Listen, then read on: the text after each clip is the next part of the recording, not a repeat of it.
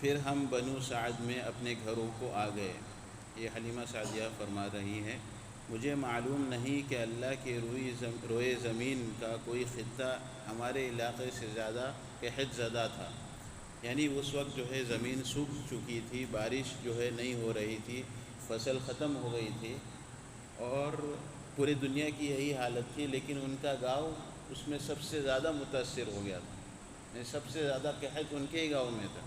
لیکن ہمارے واپسی کے بعد میری بکریاں چرنے جاتی تو آسودہ حال اور دودھ سے بھرپور واپس آتی، یعنی ان کی جو بکریاں ہیں وہ اچھے کھا کے، اچھا پیٹ بھر کر کھا کے دودھ کے ساتھ واپس آتی، اور ہم دھوتے اور پیتے۔ دھوتے یہ اردو کا لفظ ہے، دودھ دھونا کہتے ہیں، یعنی دودھ نکالنے کو دودھ دھونا کہتے ہیں۔ تو ہم دودھ دھوتے اور پیتے، جبکہ کسی اور انسان کو دودھ کا ایک قطرہ بھی نصیب نہ ہوتا۔ ان کے جانوروں کے تھنوں میں دودھ سرے سے ہی رہتا نہیں تھا، حتیٰ کہ ہماری قوم کے شہری اپنے چرواہوں سے یہ کہتے کہ تم اپنے جانوروں کو وہاں چرانے لے جاؤ جہاں ابو ذؤیب کی بیٹی یعنی حلیمہ سعدیہ کی بیٹی کا چرواہا لے جاتا، جہاں حلیمہ سعدیہ کی بکریاں چرتی ہیں وہاں تم اپنی بکریوں کو چرایا کرو، ایسا کہتے تھے۔ لیکن تب بھی ان کی بکریاں بھوکی واپس آتی، ان کے اندر ایک قطرہ دودھ نہ رہتا، جبکہ میری بکریاں آسودہ اور دودھ سے بھرپور پلٹتی۔ حلیمہ سعدیہ کی جو بکریاں ہیں وہ دودھ سے بھر کر پیٹ بھر کر جو ہے گھر پر لوٹتی، اور دوسری بکریاں وہیں چرتی ہیں، لیکن اس کے باوجود بھی دودھ کا قطرہ نہیں، اور ان کا وہ بھی بھوکی لوٹ جاتی۔ اس طرح ہم اللہ کی طرف سے مسلسل اضافے اور خیر کا مشاہدہ کرتے رہے، یہاں تک کہ اس بچے کے 2 سال پورے ہو گئے اور میں نے دودھ چھوڑا دیا۔ جو ٹائم لیمٹ تھا، جو ایگریمنٹ تھا، وہ 2 سال کا تھا، اور 2 سال مکمل ہو گئے، یہ بچہ یہ جو ہے مکمل ہو گئے۔ اس کے بعد ہم اس بچے کو اس کی والدہ کے پاس لے گئے، لیکن ہم اس کی جو برکتیں دیکھتے آئے تھے، اس کی وجہ سے ہماری انتہائی خواہش تھی کہ ہم اس بچے کو ہمارے پاس ہی رہنے دیتے، اور مسلسل اصرار کرنے پر ان کی والدہ آمینہ نے انہیں ہمارے حوالے کر دیا مزید 2 سال کے لیے۔ تو یہ رسول اکرم صلی اللہ علیہ وسلم کی چند برکتیں ہیں جو کہ بچپن سے ہی شروع ہو گئیں۔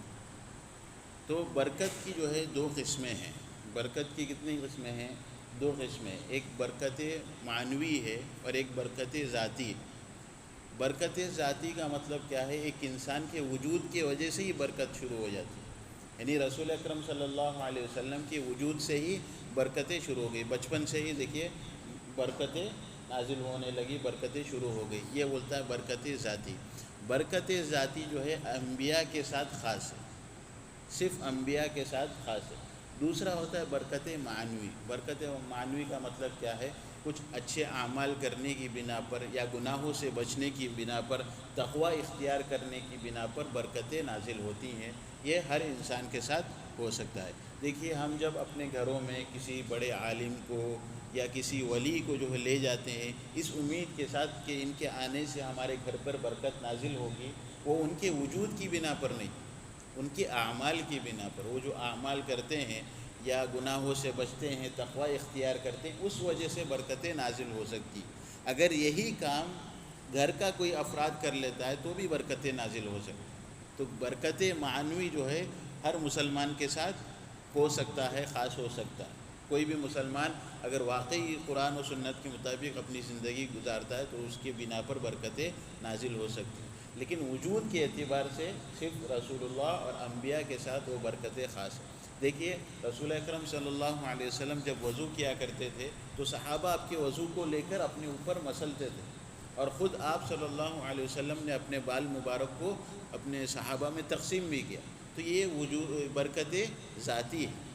لیکن جب آپ اس دنیا سے چلے گئے اس کے بعد کسی صحابہ نے ابو بکر کے وضو کے پانی کو اپنے ہاتھوں میں نہیں لیا، عمر رضی اللہ عنہ، عثمان رضی اللہ عنہ، علی رضی اللہ عنہ، ان چاروں خلفاء کے جو ہے وضو کے پانی کو یا ان سے جو ہے برکت حاصل نہیں کی۔ حالانکہ یہ دنیا میں رسول اللہ صلی اللہ علیہ وسلم کے بعد، انبیاء کے بعد سب سے بہترین لوگ یہی چار ہیں، اس کے بعد پورے صحابہ ہیں، لیکن انہوں نے آپس میں کبھی ایسا معاملہ نہیں کیا۔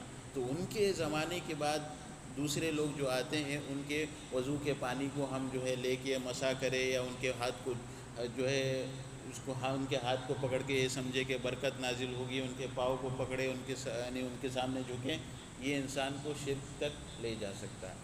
تو برکت کی دو قسمیں ہیں، برکت معنوی اور برکت ذاتی۔ برکت ذاتی یہ انبیاء کے ساتھ خاص ہے، اور برکت معنوی ہر مسلمان اگر دین پر عمل کرے تو اس کے ساتھ اس کی بنا پر برکتیں نازل ہو سکتی ہیں۔